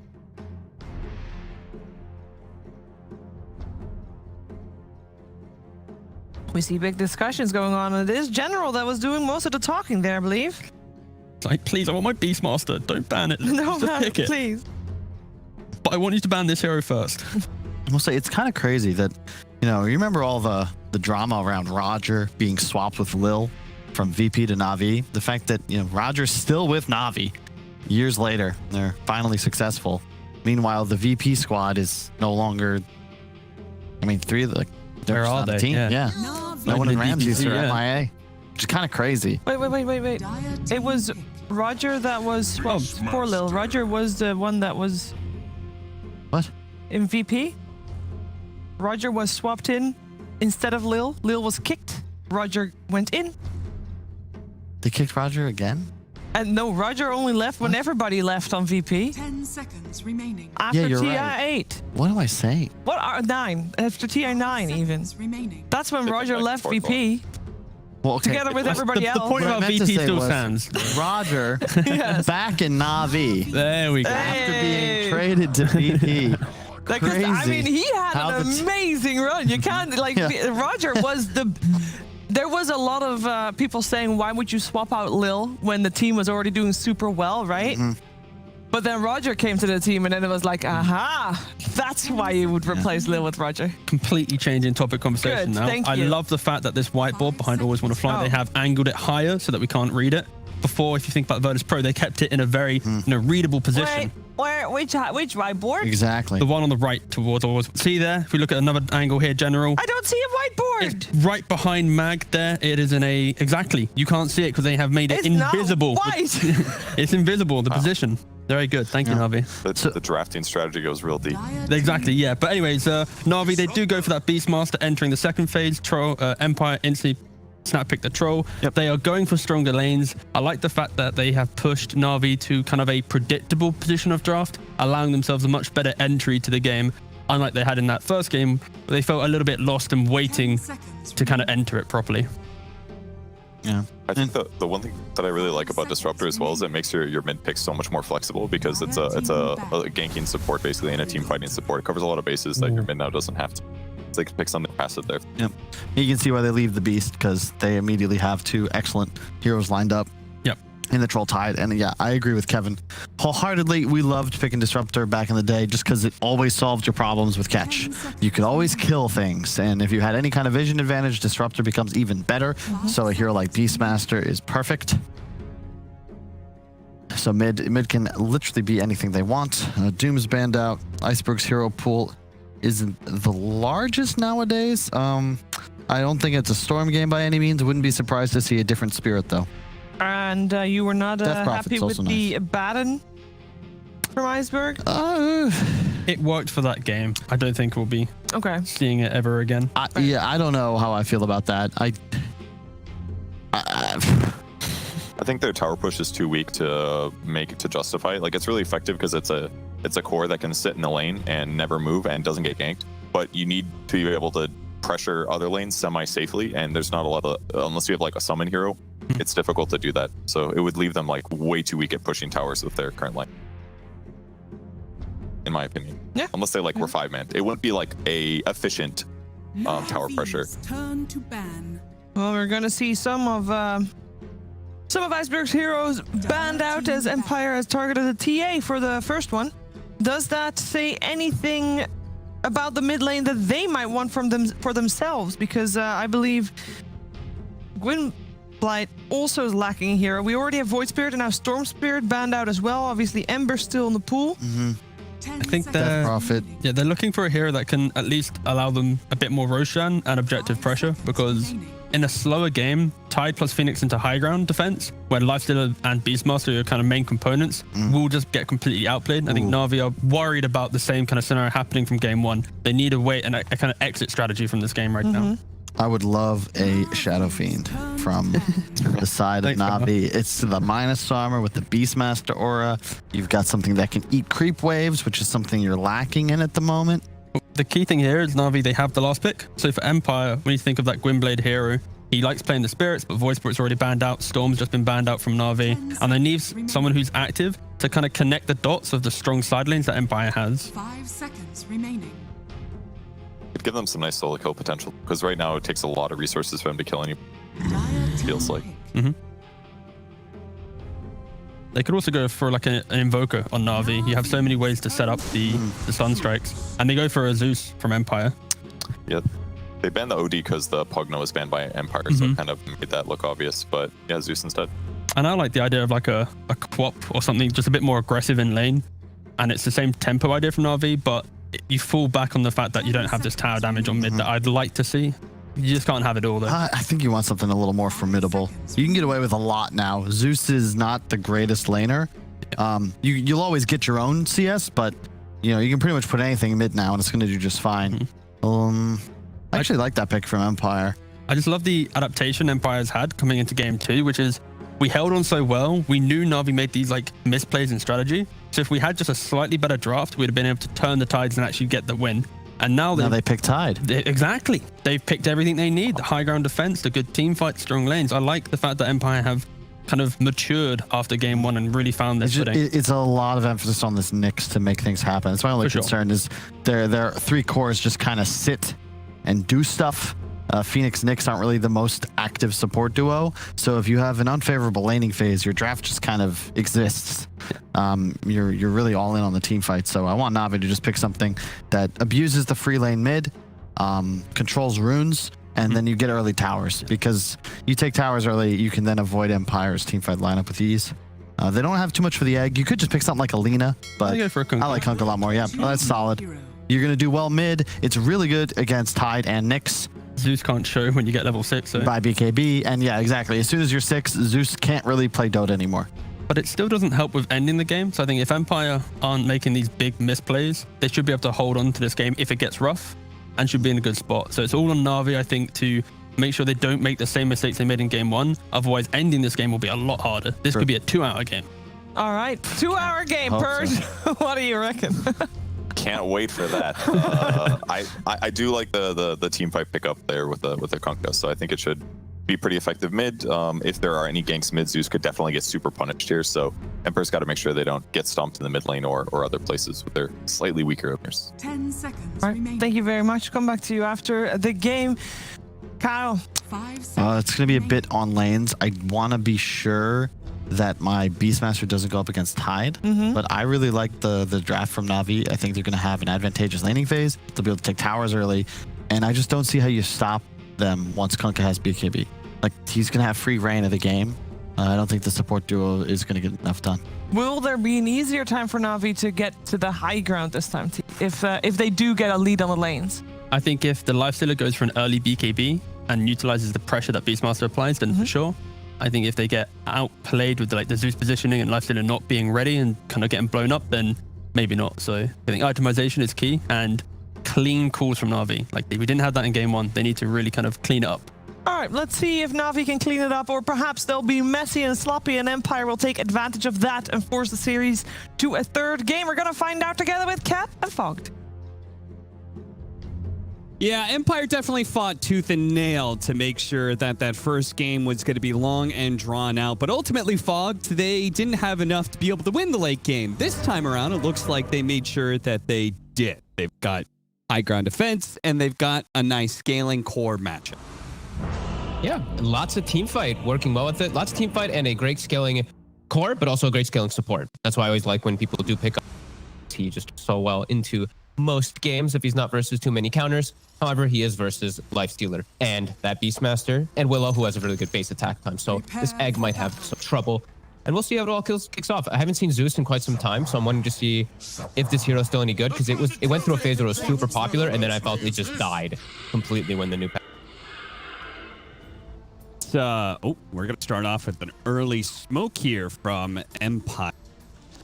Yeah, my biggest concern is that they're just going to get run over to the mid game, and they're just not going to get to the point where they feel happy about this troll. But yeah, I'm kind of in the same boat, just because I feel like the Kunkka, the Lifestealer, they tick the boxes to counter where I feel like Empire's going to be strong. Wait for a second. As always want to fly. Going to break. See this smoke coming. He'll be okay, maybe. Always want to fly. Got greedy, throwing out that Thunder Strike instead of just trying to back away. A beautiful Torrent, though, is actually going to allow him to live. Okay. So I feel like Empire, they're really strong around this Tidehunter and Phoenix when they get these level 6s, these timings. The only thing that I'm afraid of is how much they're countered. They pick this Tide into the Disruptor, if I'm not mistaken.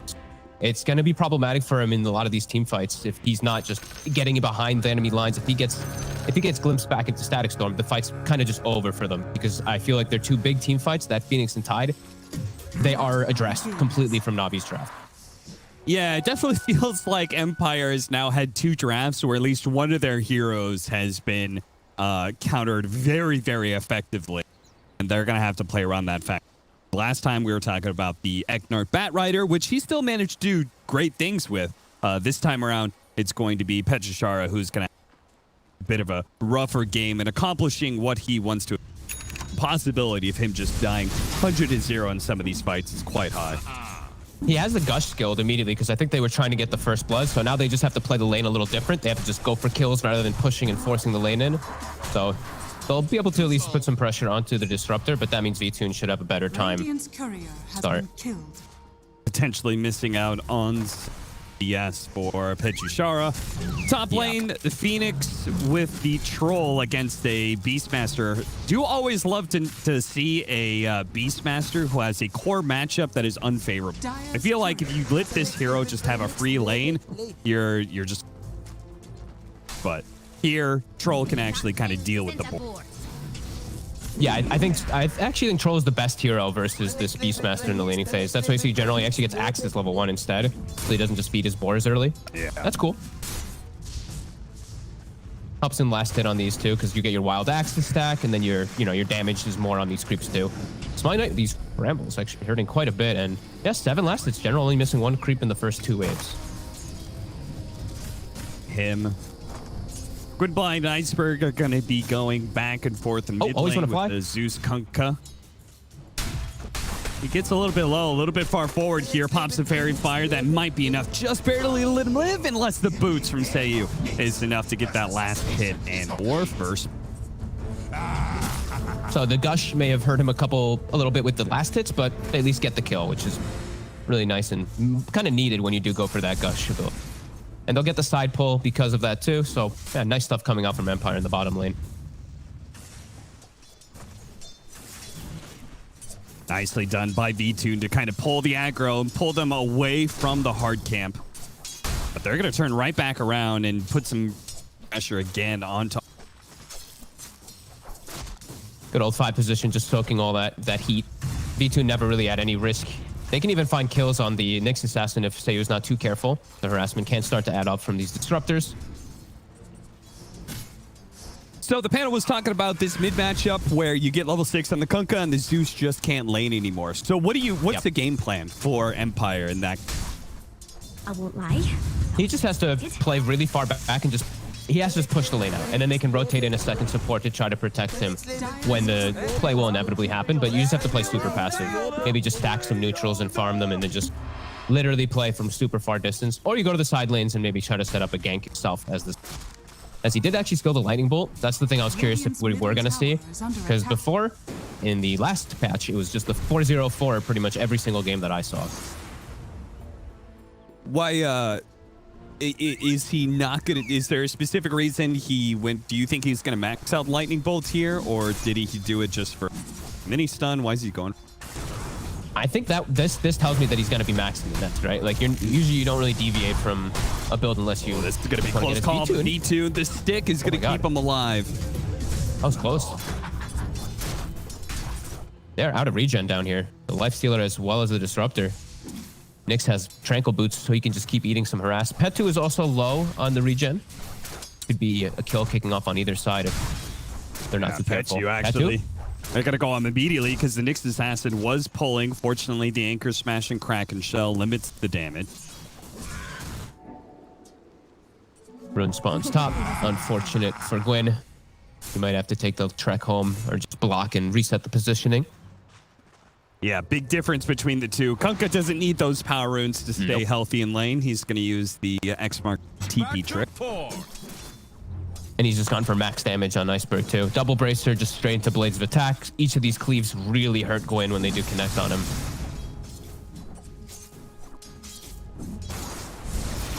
See it right there. Yeah. Good damage.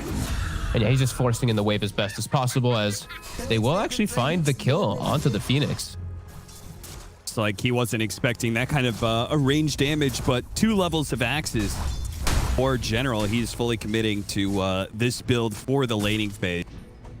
He just wants to make sure he can actually get CS and be a threat in lane without his boars just being poked on all the time. 5-minute bounty runes are coming up. Roger's going to try and contest here. Roger does manage to grab the bounty rune and gets away.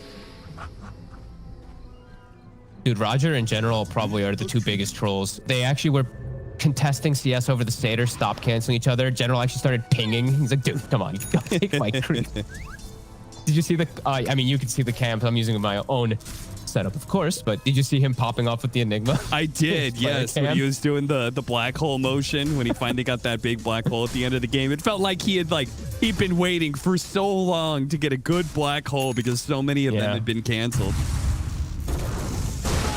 Very colorful nice catch players there with the level 6 on Zeus.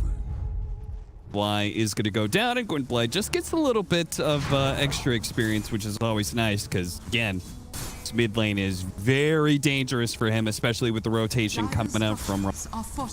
Yeah, Roger knows exactly the power window here. As it's 6 minutes, the rune's going to spawn. He's going to get a ward. It's going to be totally spotted, though. Oh, it's top again. It spawns top. Oh, and it's DD for Iceberg. Ooh. Oh, that is scary. Say you.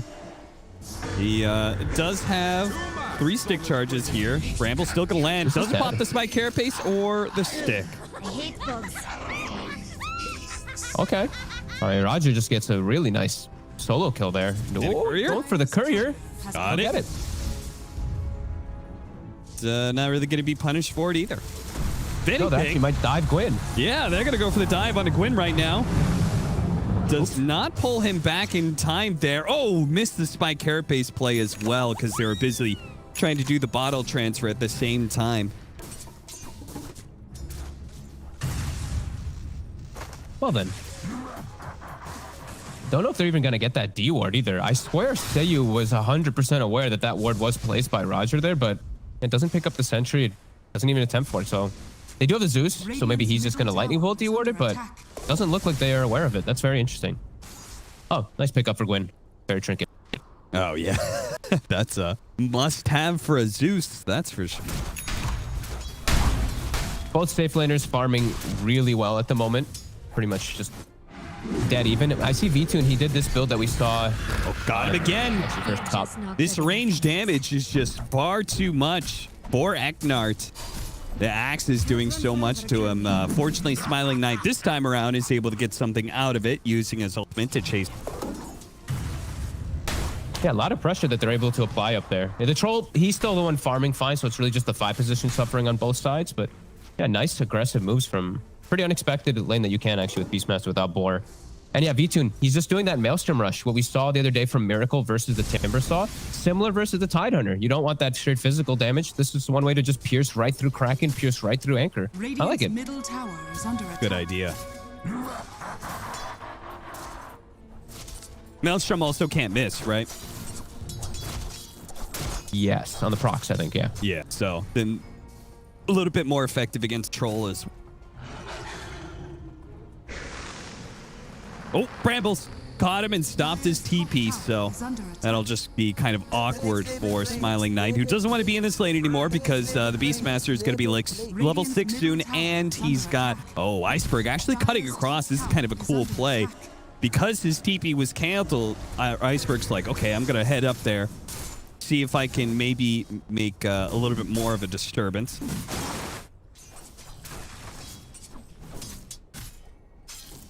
I love they're just actually applying so much pressure up here. They're bringing Iceberg into Eknart. This is the third one for him. Yeah. The game is starting to kick off at a very fast pace, and Zeus is a hero that he can struggle a lot to counter gank versus these type of reach heroes like the Kunkka. He's going to start making the moves around. Gwyn has to be very careful to not get caught by pretty much any disable or any spell. I think Seiyu's dead now. Well, maybe Gwynblight's going to come over. They're going to turn around, try and go for the roar. The Torrent's going to be there to be able to follow things up. Smiling Knight tries to pump out the damage, but Gwynblight's already dead. General with the boat buff is not going to be able to survive. He does go down. The Zeus dying for this, though, has got to make Empire feel pretty bad. They wanted to be able to, like you said, that the pace of the game was picking up. They don't want to be losing these objectives this early, but it does come at a deadly cost. Yeah, and Petu's not healthy enough to really park himself up there, so Gwyn feels forced to make that move. And they have that ward. They as soon as they got vision of the Zeus, they full committed. They just were like, screw the Nyx. We don't care about this Nyx kill at all. It's all about the Zeus when he shows. Seiyu. Oh, no. Off the mark with the stun. With stun there, but maybe Eknard could help out. It's just a low-level stun raid, though, and Smiling Knight a little bit too late there. Okay, he's still going to try and chase him down. The Phoenix isn't really going to follow him into this one, but Smiling Knight is at least going to be able to track down the bounty rune with that aggressive move. So that's something. Dude, Roger level 6 at pre-10 minutes. That's actually pretty huge. 4-1 and 2 for himself, and he's going to be given the fairy trinket. He has kill threat on some of these heroes. On Tide and Zeus, he gets decent setups. Willow is a threat. A lot of magic damage that these squishier heroes, well, squishier heroes to magic damage have to worry about. Yeah, we've seen the Dark Will be picked up against the Timbersaw for similar reasons, right? It's just like a 4 position that puts out just a crap ton of single target damage. It actually makes it the game a lot harder. Look at Gwyn. The opposing 3. This ward that they placed earlier. Yeah. They're just not finding this vision that Navi has laid out, and it's costing them big time. I cannot believe they haven't de-warded that. That's 2 kills now that Roger's gotten because of that ward, and they saw him walk up and put it. Like, why else would he be standing against the wall there? Unless he was, like, putting a sentry, which then you'd probably check anyway with the bolt. That's very costly. Yeah. Now these supports are fully enabled on the side of Navi, both level 7. Level 3 Glimpse. Like, these plays are going to be constantly happening. And now it's book 2. The pace is really going to start accelerating, and you've just lost your mid laner twice back-to-back. Scanning. Well, Empire continues to hold on to that one tower, but it almost feels like they're putting too many eggs in this one basket. Seiyu. setting up for a move here, but the rest of his team, they were on the safe lane tower. Navi's like, well, screw it. You're not going to let us have this tower, but we'll just start poking at the mid tower instead. We're going to run you around the map, and Seiyu is going to be running into the sentry here. Stunned, but not really threatened. Far back. Eknart's about to hit 6. Okay, he gets it just now off of this mid wave. I think that's what they were kind of waiting for. If Navi did make an aggressive play, Empire was going to be able to respond there with Ravage and Egg. But Vtune, he just stays top, takes the tower, and he'll continue pressuring this over here. And they're pressuring just 2 fronts. Yeah, Smiling Knight isn't able to do the same kind of play here. The bottom lane, he's going to be silenced up. They throw out the Ravage here just to be able to kill. Potentially not even the Dark Willow. The Impale goes out, stuns him up. But Roger, he's on the move. He's not going to die.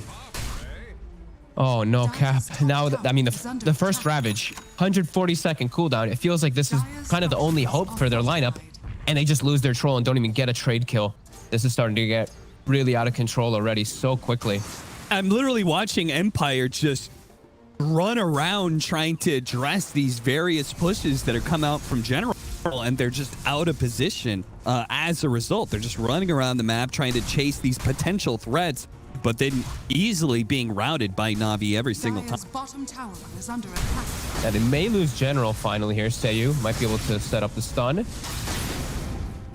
Oh, what? Seiyu? Okay, wait, can they get him anyway? Can they get the gush? They can't. Dive forward. Eknart's going to go for it. Primal Roar's going to go down. They're going to pop the Zeus ultimate to make sure that General does die. But talk about a decent amount of space for all. Yeah, tons of space. Kunkka clearing out almost 2 neutral camps. Lifestealer finishing off Ancients. Well and truly enabled. Smiling Knight, he's farming some Ancients, but yeah, so much wasted time. 5k gold lead already at this point. My God. He was literally in a dead end. He was. He was.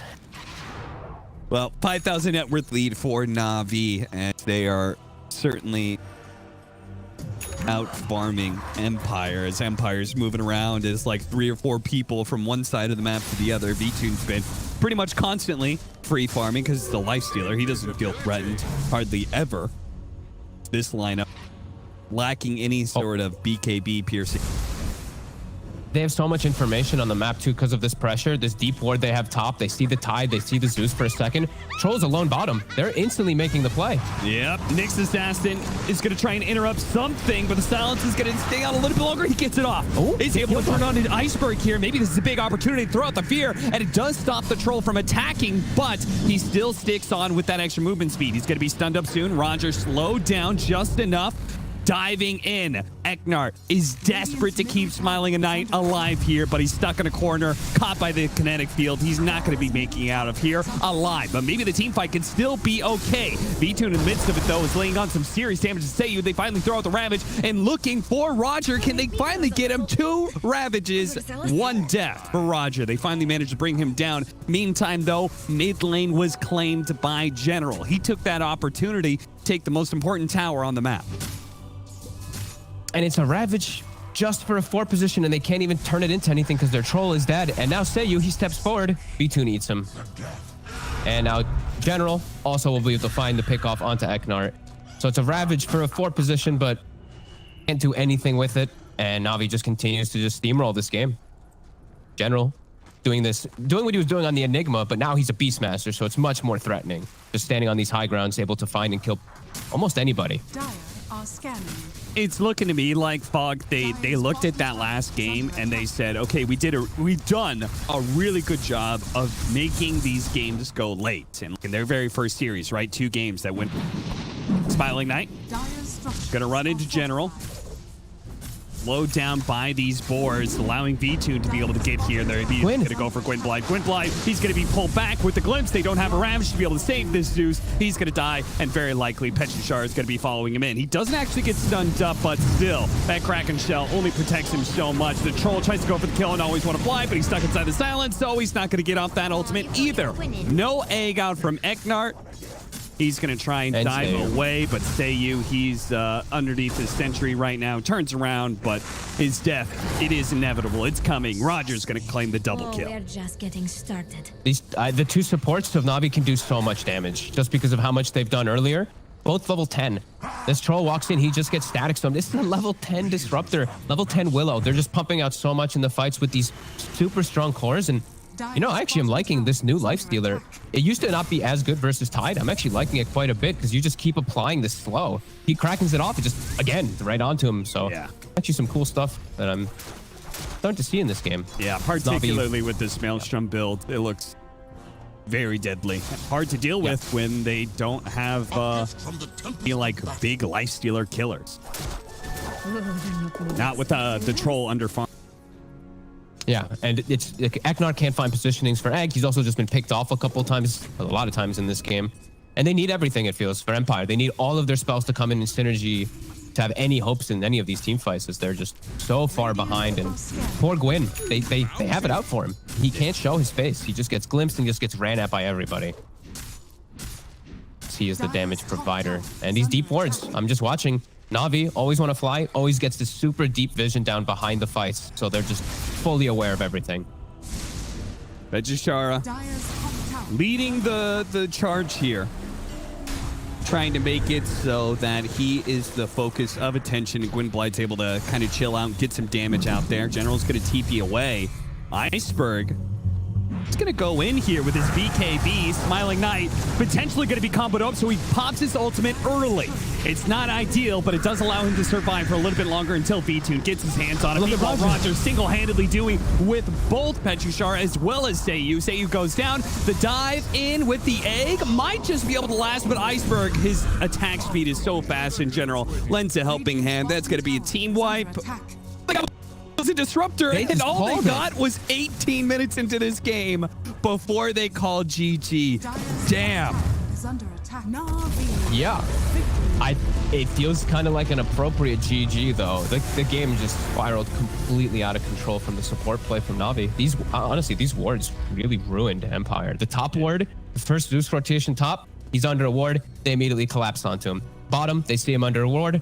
Roger gets on top of him and kills him. A third time, even a ward behind the tower catches him too.